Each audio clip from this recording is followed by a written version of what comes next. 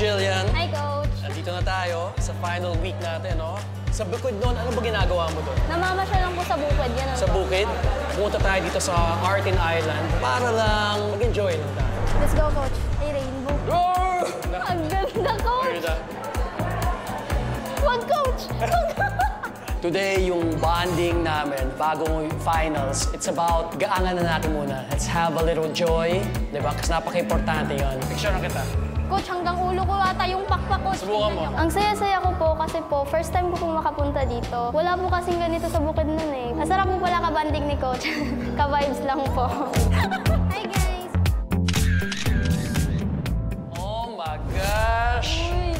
Si Apple, oh. Coach Apple, magkwento ka naman. Anong memories mo sa bukid nun?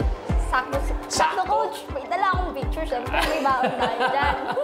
Picture po sa sala po ng bahay namin. Okay. Minsan lang po kami nagkakasama sa bahay kasi po, umaga po namamasada po si Papa, tapos pagkagabi, trabaho na naman po. Ito naman po yung pangalawang family picture po namin na magkakasama. Pumunta po kami sa Divine Mercy po. So si Papa, okay. Yung kapatid ko pong 5 years old, si mama ko po, tapos ako po. Magaling ah. Sana ma-meet ko yung pamilya mo isang araw.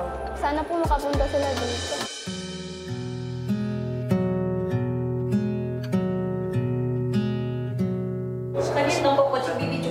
Yun. Sige.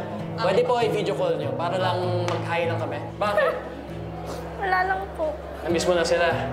Oo nga. Magaling. Ito po. Come.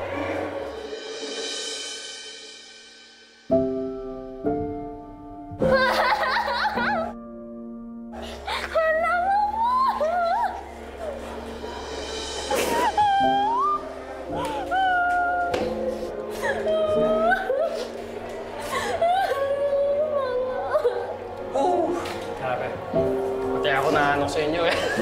Nakahawa ako sa inyo. The best thing, I think, was the surprise. Na-touch rin ako sa suporta na binibigay ng parents at nararamdaman ko yung love. Pangarap nila po talaga to dati nung maliit siya, Coach. Sabi niya nga, siya nga nag-audition ng voice, di niyo alam. Oo, hindi namin yun. Di niyo alam talaga? Dahil sa online lang din kasi yun. Anong message mo sa buong pamilya mo? Ma, Pa, Janine, lisod man or hayahay. Dagan kayong salamat kay naagid mo permiti mo suporta sa ako sa pang-adlaw-adlaw nga practice na ako, naagid mo adlaw mo guide sa ako and daghan kayong salamat sa suporta nga inyong gihatag sa ako karon sa surprise. Hindi kayo ma. Nay, daghan kayong salamat sa pag-uban ako gikan sa permiro antud sa kinalasan. Oo naman, perminti. Ready? Cap Choir! May duet tayo.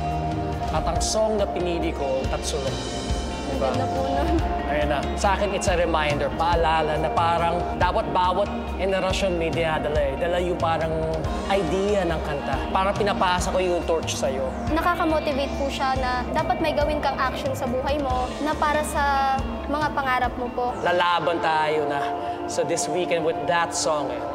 Toto'y bilisan mo ang takbo. Bilis! Ilagan mga bombang nakatutok sa ulo mo. Intense to eh, atake yung kanta. We have to be parang as one.